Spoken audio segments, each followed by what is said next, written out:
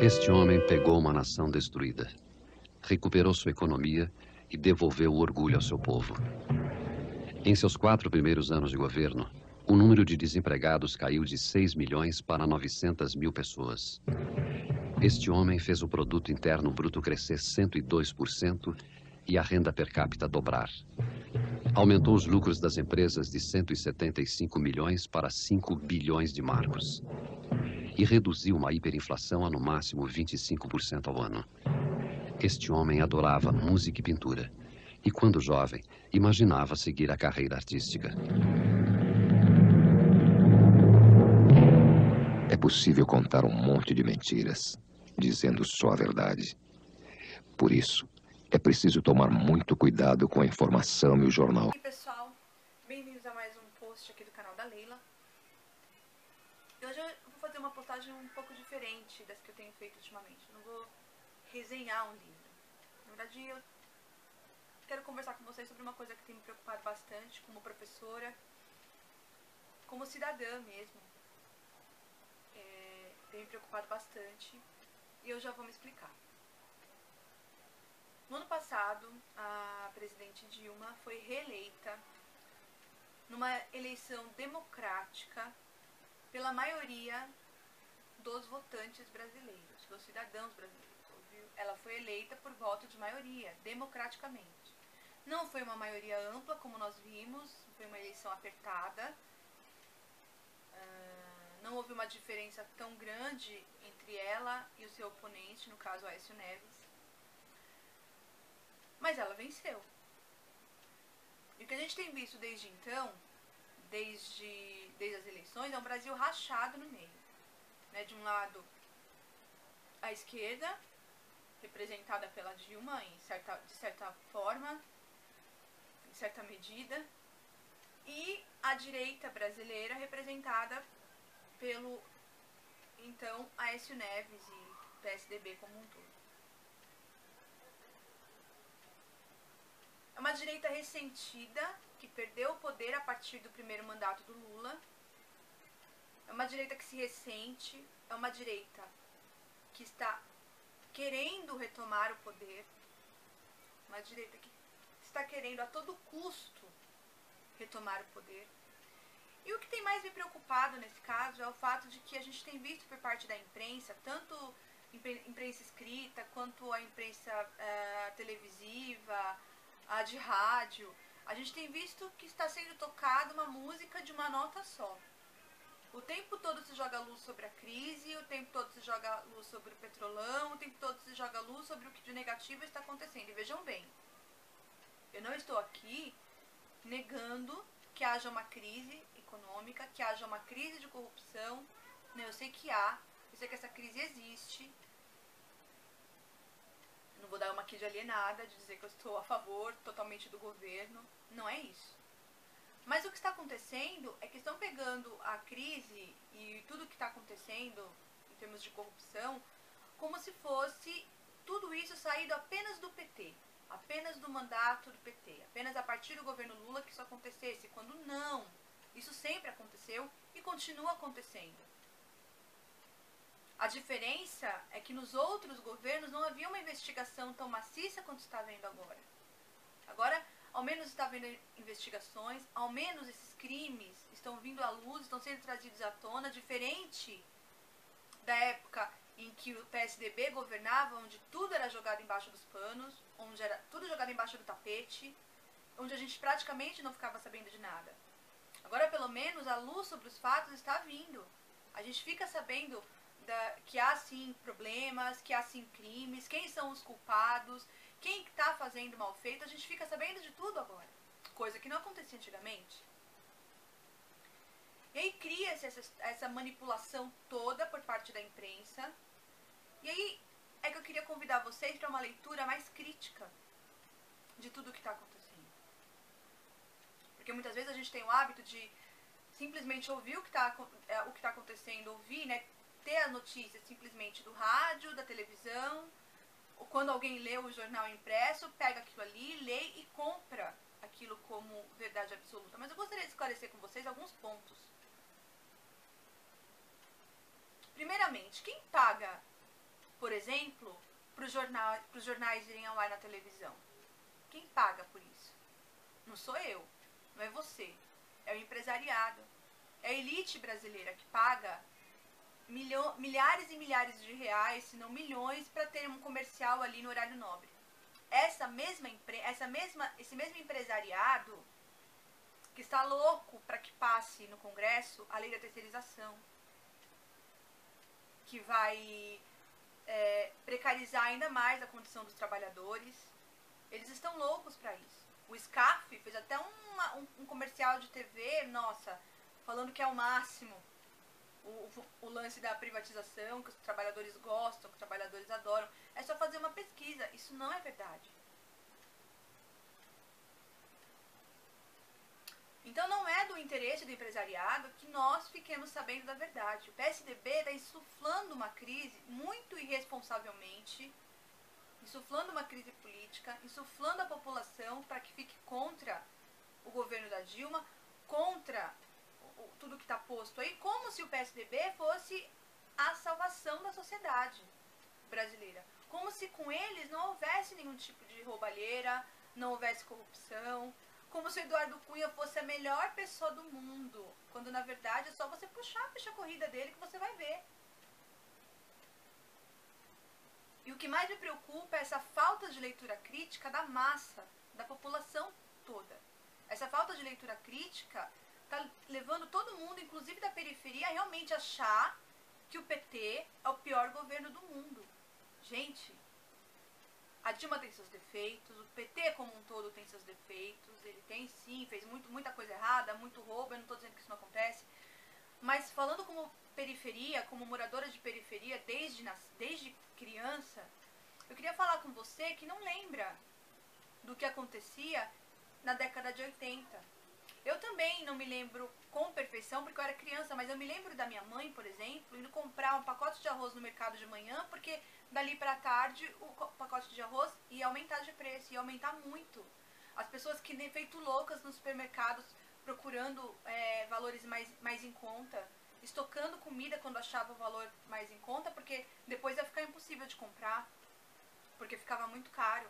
Isso nós não passamos. Eles estão falando dessa crise como se fosse a pior crise pela qual nós passamos. Nem de longe é.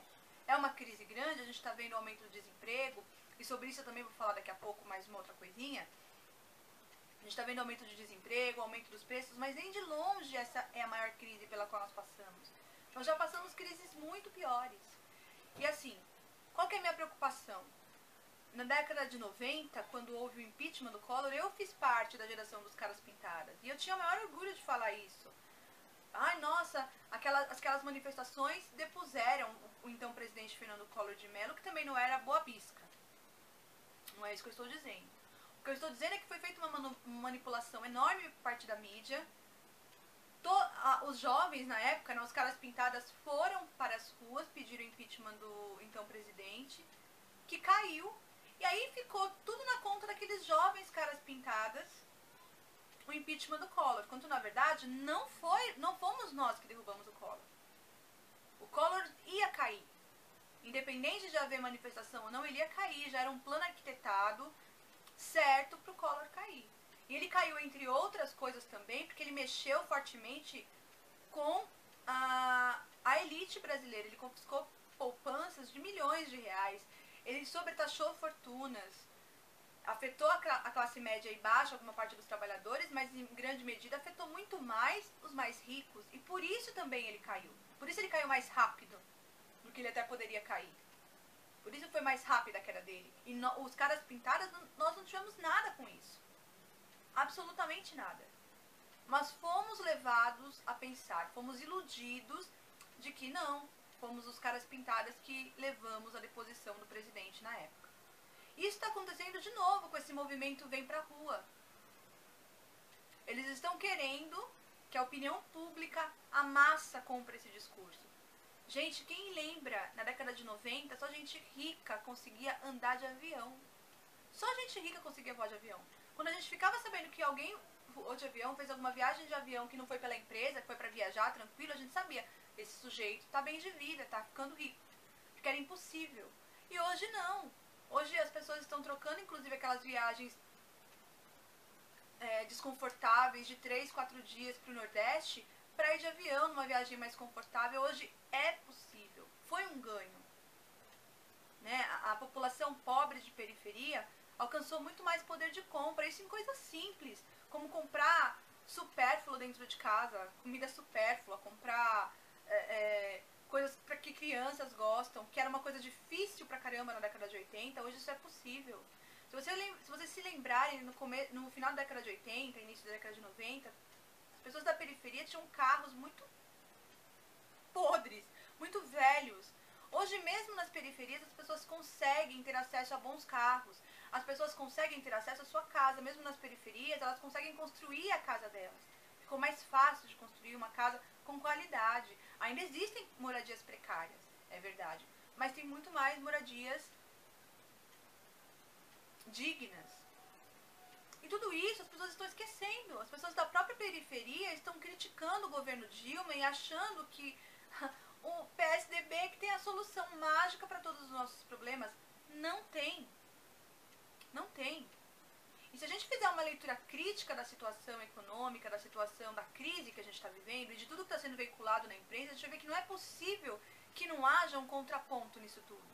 Porque a imprensa não está dando contraponto. A imprensa só está dando uma notícia.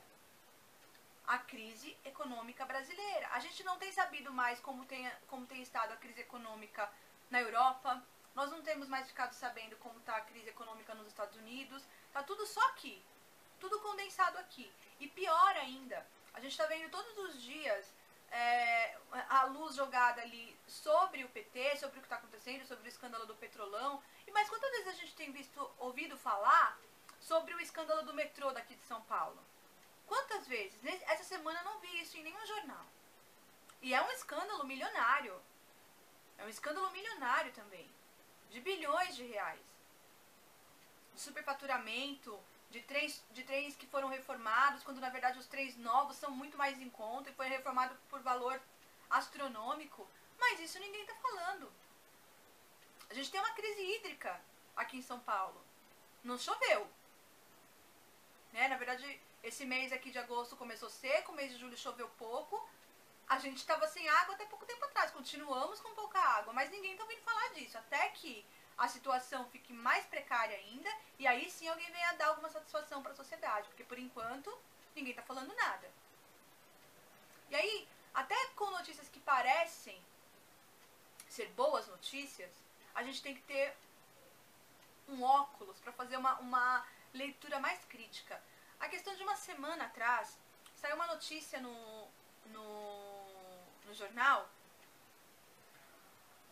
dando conta de que, apesar do desemprego que está aumentando, um setor da sociedade estava sendo beneficiado pela criação de novas vagas. É o setor dos aprendizes, né? Os jovens aprendizes que estão com uma demanda maior de emprego, de vagas de emprego.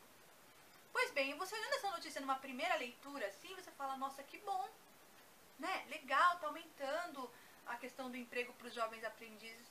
Mas aí depois, se você fizer uma leitura crítica, depois de alguns minutos, você fizer uma leitura crítica, você vai ver o seguinte, quanto ganha o menor aprendiz? O menor aprendiz ganha entre 500 e 780 reais. Para fazer praticamente o mesmo trabalho que um profissional normal da empresa faz. Eles mandam os profissionais da empresa embora, mantém um percentual de profissionais ali para ensinar o trabalho para os aprendizes, né, para contar com agilidade, porque um profissional ele já faz o trabalho mais rápido e melhor, mas ele pode ensinar para os aprendizes que daqui a pouco também vão estar fazendo um trabalho tão bom quanto o profissional, se não melhor, por conta da juventude, do gás mesmo que os jovens têm. E aí o que acontece? Ele contrata, ele não diminui a margem de lucro dele, porque apesar de nós estarmos vivendo uma crise econômica gravíssima, as coisas continuam aumentando abusivamente, a margem de lucro e o empresariado não diminui. Ele vai tirar de outras coisas. Ele vai tirar do trabalhador, que ele vai enxugar a empresa dele, vai mandar quantos ele puder embora. Ele vai aumentar alguma coisa aqui, porque aumentou a luz ali, então ele vai aumentou a luz 20%, ele aumenta 40% no produto final, que é para a margem de lucro dele não ficar tão mexida. Na margem de lucro dele ele não mexe. E aí ele vai contratar colocar um aprendiz ganhando 500 a 780 reais, talvez metade do que ganha, às vezes até menos da metade do que ganha um profissional normal, qualificado para fazer aquele trabalho. Ele vai ter o trabalho feito da mesma maneira, vai pagar menos para o menor aprendiz, ou seja, ele vai sair no lucro de qualquer jeito. Notou? Como que a gente precisa de um óculos para fazer uma leitura crítica das notícias que a gente lê no jornal? Outra coisa, como que pode um banco, em época de crise, ter lucro recorde no semestre? Como isso é possível? Todos os setores da sociedade já reclamando de crise e os bancos faturando alto. Será que eles estão faturando alto em cima da crise ou eles estão faturando alto apesar da crise? Como é que isso funciona? Uma vez que banco não produz nada. Como é que ele tem lucro recorde numa crise econômica brava como a que a gente está passando? Não é? Aí a gente vê aqui em São Paulo todo mundo criticando o Haddad por fazer ciclovia, por diminuir a velocidade nas marginais. Ótimo. Só que quando o rico, a elite, vai lá pra gringa, porque a gente não consegue ir, né? A gente não vai. Tudo que eu sei sobre a Holanda eu sei porque eu pesquiso na internet. Mas lá na Holanda, quase toda a população se locomove por bicicleta. Lá o tráfego pesado é de bicicleta, os estacionamentos enormes são cheios de bicicleta. Aí eles vêm pra cá, felizes da vida, porque, nossa, lá é que é civilizado.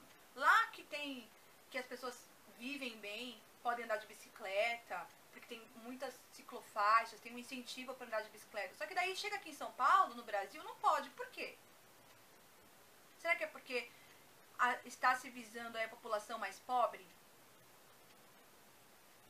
Uma vez que as ciclofaixas elas estão feitas ligando sempre as regiões do centro para facilitar a ida e volta, o vai e vem das pessoas pela cidade.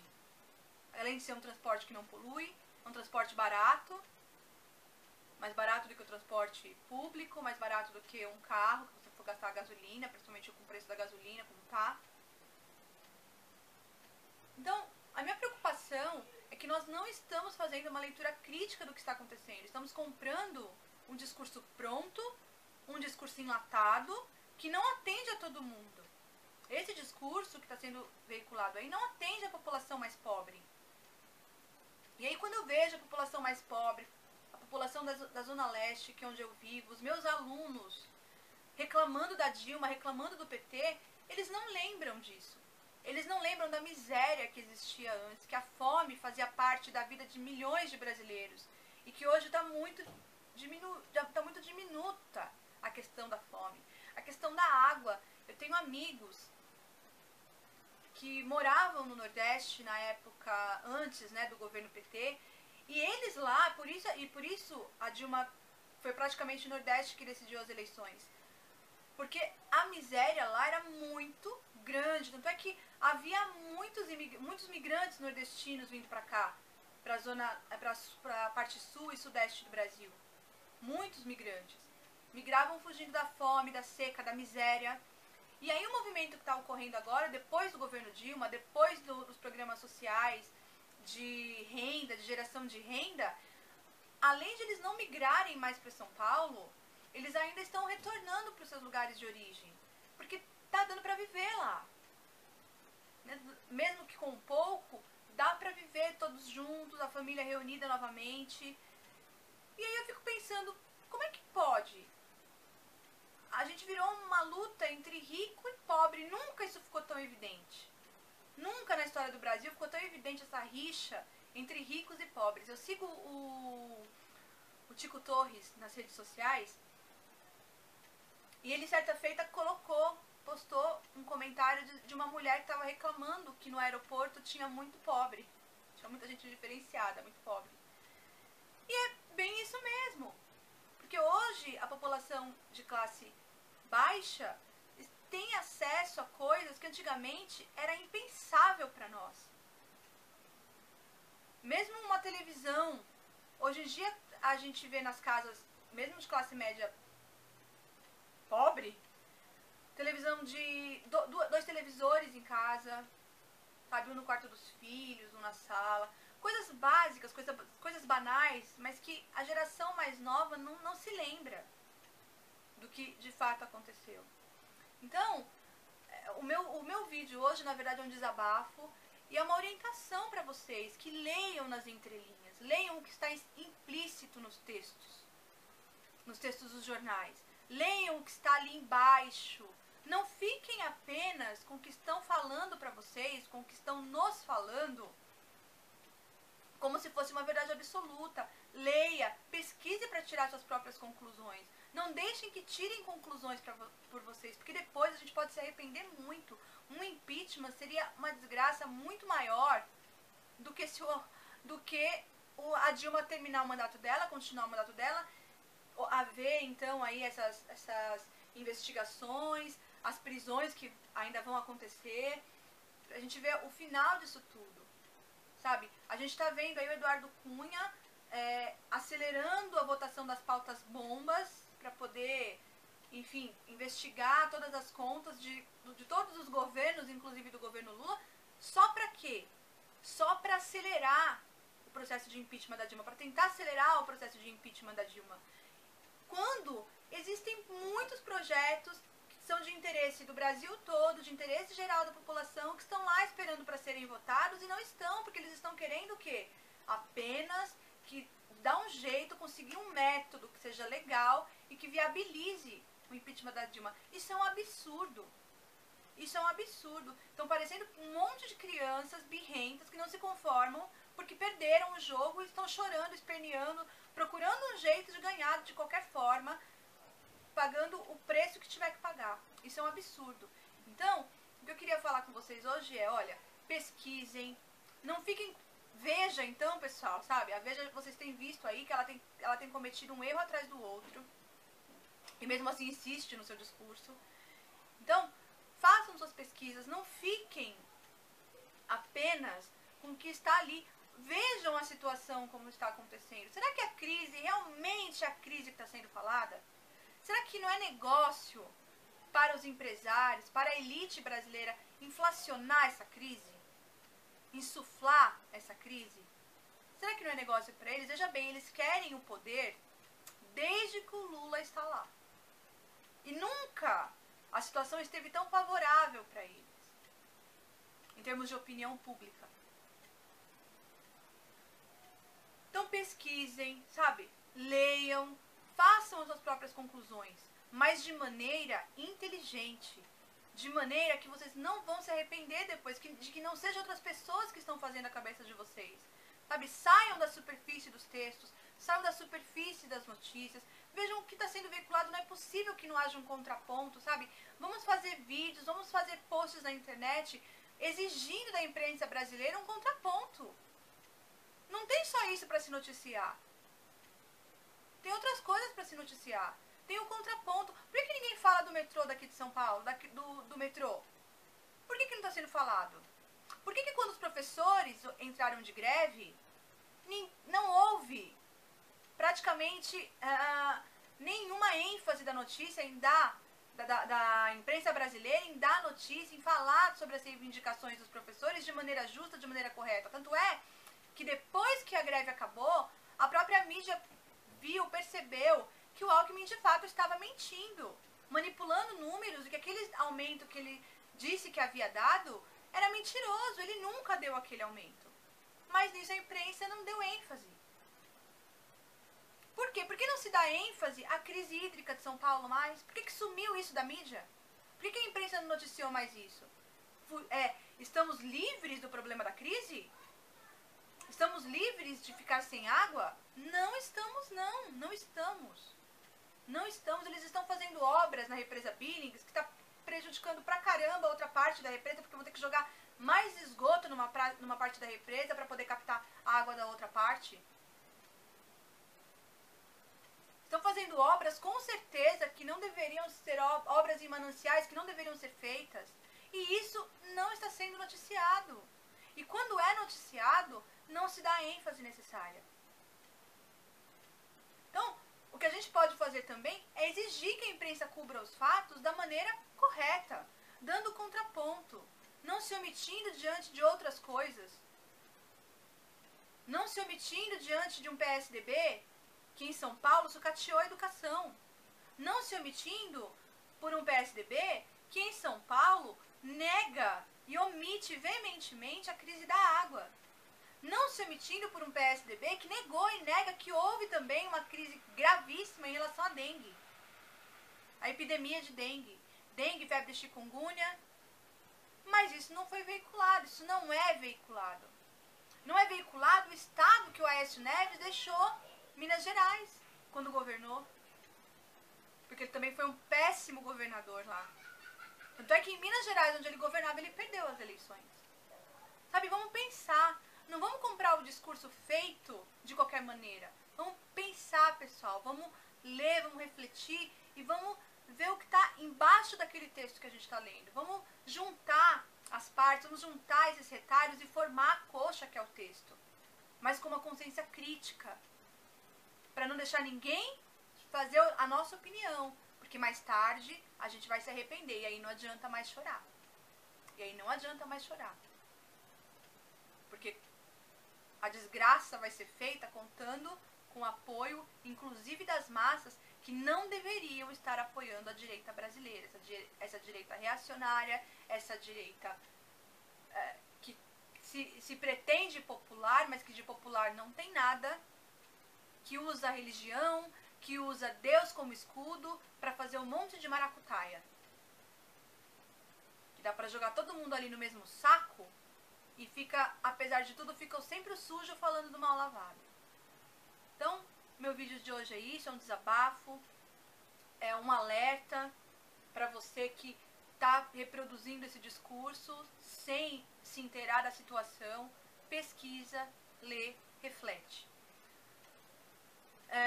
Por hoje é só. Eu estou preparando outros vídeos falando de literatura também. Mas por hoje é isso que eu queria fazer. Um desabafo, um alerta para vocês. Curtam o vídeo, compartilhem, comentem, deem a sua opinião sobre o assunto, sabe? Leiam. Eu vou deixar como dica de leitura para quem se interessa a coleção Primeiros Passos da Brasiliense. Tem lá falando sobre democracia. A outra dica de leitura que eu vou deixar é do George Orwell, Revolução dos Bichos. Quando a gente está falando de política, uma obra sensacional que eu ainda vou resenhar, mas como dica, você que quer entender um pouco mais do que acontece, relação a mercado, relação à democracia que a gente vive, leia Revolução dos Bichos e você vai ver que a sua mente vai se abrir muito com relação a isso. É isso então, pessoal. Compartilhe, comente o vídeo, curte lá o canal, se inscreva no canal da Leila, curte a página do canal no Facebook, também canal da Leila lá no Facebook, www.facebook.com/canal da Leila. E é isso aí, a gente se vê, brevemente eu vou postar outros vídeos. É isso aí, pessoal. Bom final de semana pra vocês, até mais.